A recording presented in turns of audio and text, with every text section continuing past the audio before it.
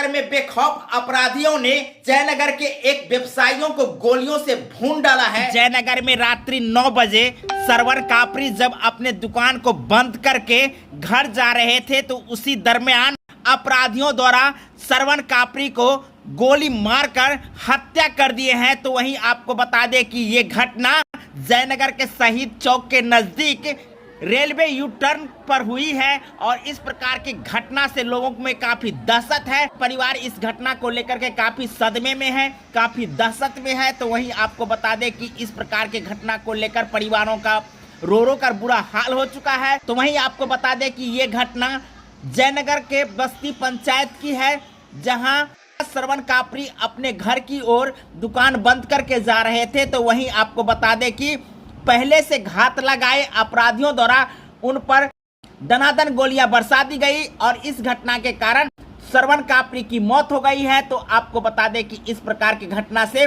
पूरे शहर में दहशत फैल गई है कि मधुबनी में जिस प्रकार से अपराधों का ग्राफ बढ़ा है और खासकर 4 से 5 महीनों में जिस प्रकार से अपराध का ग्राफ बढ़ा है, यह मधुबनी के लिए चिंता का विषय है। जहां मधुबनी एक शांत इलाका माना जाता था, तो वहीं आपको बता दें कि बीते साल जब मोहम्मदपुर वाली घटनाएं घटी थी, उस घटना के बाद मधुबनी में लगातार इस प्रकार की घटनाएं घट रही है। मिथिलांचल के लिए और खासकर मधुबनी के लिए चिंता का विषय है।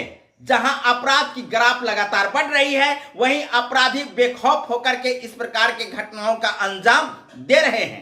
तो वहीं आपको बता दें कि 5 दिन पहले मधुबनी से सटे रांटी चौक पर जिस प्रकार से गोलीकांड हुई थी, जहां 42 वर्ष के संजीत कुमार यादव को जहां गोलियों से छलनी करके मौत का घाट उतार दिया गया था, तो वहीं इस प्रकार की घटना फिर से जयनगर में दोहराई गई है। वहीं आपको बता दें कि 10 दिन पहले खुटौना में जहां बाराती देखने पहुंचे एक मजदूर जो बढ़ई का काम करता था, उन्हें भी गोलियों से छलनी करके मौत के घाट उतारा गया था। तो वहीं इस प्रकार की घटनाएं किस प्रकार की संदेश दे रही है, आप लोग भी कमेंट करके बताएं। साथ में जयनगर में जिस प्रकार से बस्ती पंचायत के सरवन कापरी की हत्या गोली मारकर की गई है, वो भी रात्रि में जब वो अपने दुकान को बंद करके घर जा रहे थे उस दरमियान की गई है। तो ऐसे में अपराध का ग्राफ मधुबनी, दरभंगा और मिथिलांचल में किस प्रकार की बढ़ रही है, आप लोग कमेंट करके जरूर बताएंगे। बहुत बहुत धन्यवाद।